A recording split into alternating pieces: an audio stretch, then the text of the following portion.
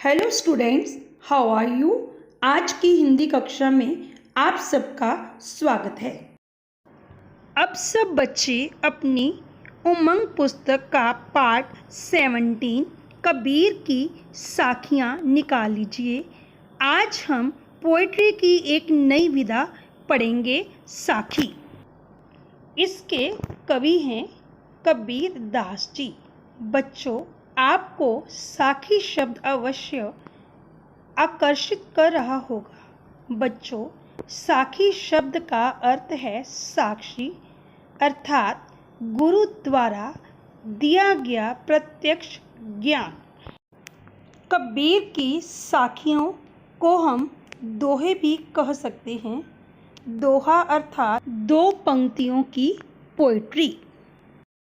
साखियाँ शुरू करने से पहले हम एक नज़र इनके स्टेप्स पर। मैंने आपके लिए यह स्टेप्स लिख कर रखे हैं। आपने भी इसी ढंग से अपनी कॉपी पर स्टेप्स के अनुसार इसकी व्याख्या करनी है। प्रसंग सहित व्याख्या के 5 चरण होते हैं, जिन पर हम एक एक करके चर्चा करेंगे। प्रसंग सहित व्याख्या का पहला चरण है संकेत। तो इसमें हम साखी की पहली पंक्ति का पहला शब्द और दूसरी पंक्ति का लास्ट शब्द लिखते हैं। दूसरा चरण मतलब प्रसंग। इसमें हम पुस्तक का नाम, कवि का नाम, कविता का नाम और कविता का उद्देश्य लिखते हैं। प्रसंग सहित व्याख्या का तीसरा चरण है व्याख्या। इसमें कवि द्वारा लिखित भाषा को सरल शब्दों के आधार पर अपनी भाषा में लिखते हैं। प्रसंग सहित व्याख्या का चौथा चरण भावार्थ। इसमें दोहे का भाव अर्थात कवि द्वारा दोहे में दिया गया संदेश लिखा जाता है। प्रसंग सहित व्याख्या का अंतिम चरण विशेष। इसे दोहे या कविता का कला पक्ष भी कहा जाता है। इसमें हम सबसे पहले लिखेंगे भाषा। दोहे या साखी की भाषा कौन सी है? तो बच्चों, कबीर जी की भाषा सदुक्कड़ी है। इसे सदुक्कड़ी भाषा इसलिए कहा जाता है क्योंकि इसमें हिंदी भाषा की सभी बोलियों के शब्द सम्मिलित हैं। नेक्स्ट हम लिखेंगे विधा कि ये कौन सी विधा है, ये साखी है या कविता है। तो विधा साखी। फिर हम लिखेंगे शब्द अर्थ। इसमें हम दोहे में आए कठिन शब्दों के अर्थ लिखेंगे। बच्चों, ये थे साखियों की व्याख्या करने के 5 स्टेप्स। अब सब बच्चे पार्ट 17 कबीर की साखियाँ निकाल लीजिए। व्याख्या करने से पहले हम डिफ़िकल्ट वर्ड डिस्कस करेंगे। हमारा पहला शब्द है साखियाँ। स आ ख ई य आ चांद बिंदु। साखियाँ मीन्स दोहे। द ओ ह ए दोहे। प्रस्तुत प के पैर में पदेन आधा स त उ त। प्रस्तुत मीन्स इस। नीति परक न ई त ई पर क नीति परक। उपदेशात्मक उ प द ए श आ आधा त म क उपदेशात्मक। अद्भुत तथ्यों मीन्स विशेष सत्यों। व ई श ए श विशेष। स आधा त य ओ अनुस्वार विशेष सत्यों। सूक्ष्म और गहन मीन्स गहरी। ग ह र ई गहरी। नेक्स्ट वर्ड है प्रशस्त। प के पैर में पदेन श आधा स त प्रशस्त। प्रशस्त मीन्स रोशन। अब हम इसकी रीडिंग करेंगे। प्रस्तुत पाठ में कबीर दास जी के कुछ नीतिपरक दोहे दिए गए हैं। कवि ने अपने जीवन के कुछ अद्भुत तथ्यों को दोहों के रूप में हमारे सामने प्रस्तुत किया है। उनकी सूक्ष्म और गहन दृष्टि से प्राप्त उनके अनमोल अनुभव हमारे जीवन के मार्ग को प्रशस्त करते हैं। इस पाठ में कबीर जी ने अपनी साखियों के माध्यम से लोगों का मार्गदर्शन किया है।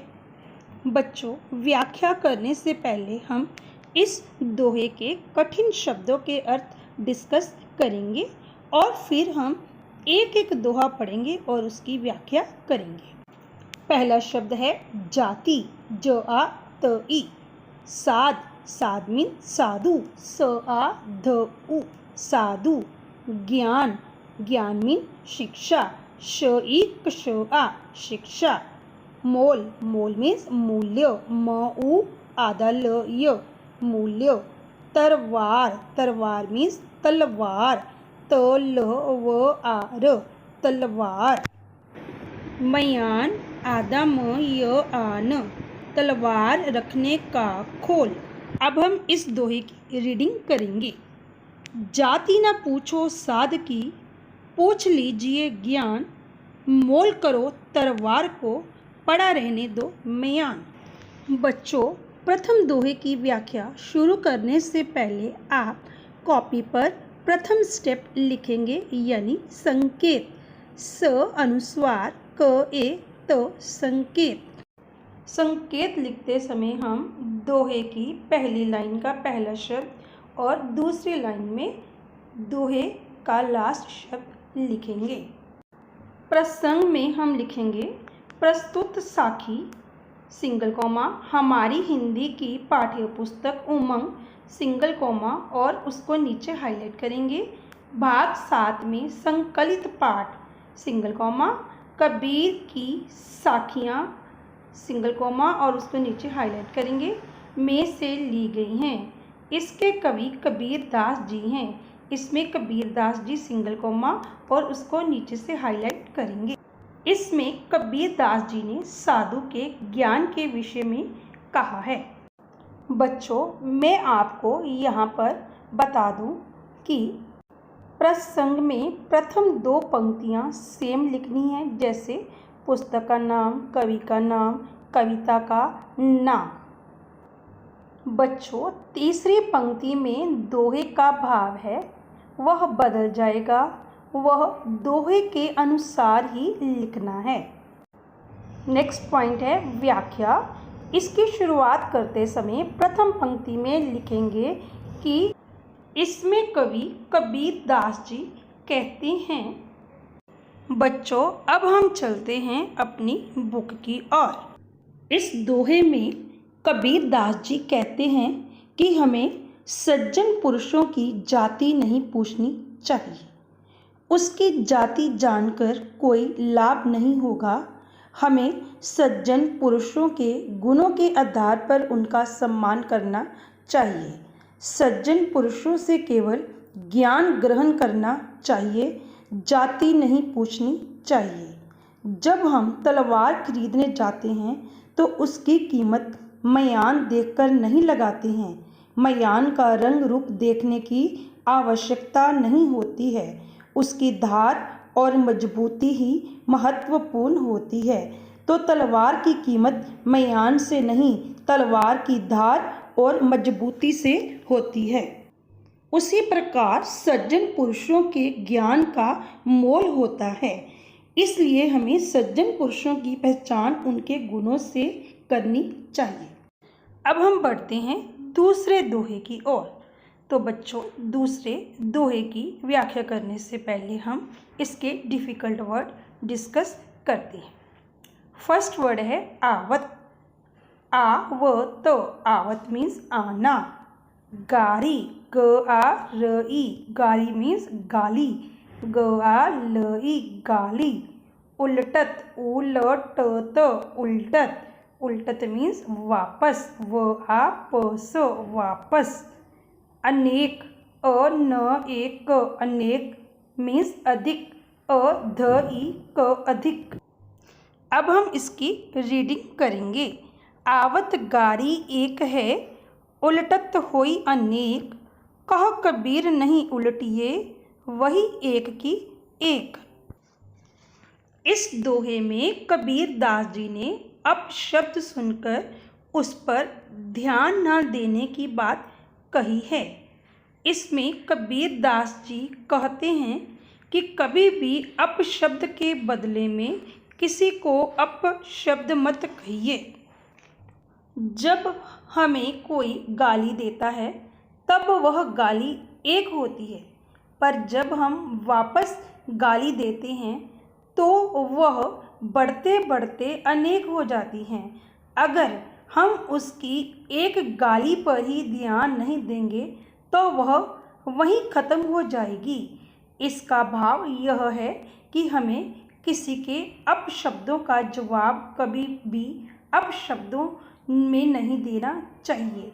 इससे वो अपशब्द बढ़ने की बजाय घटते घटते समाप्त हो जाएंगे।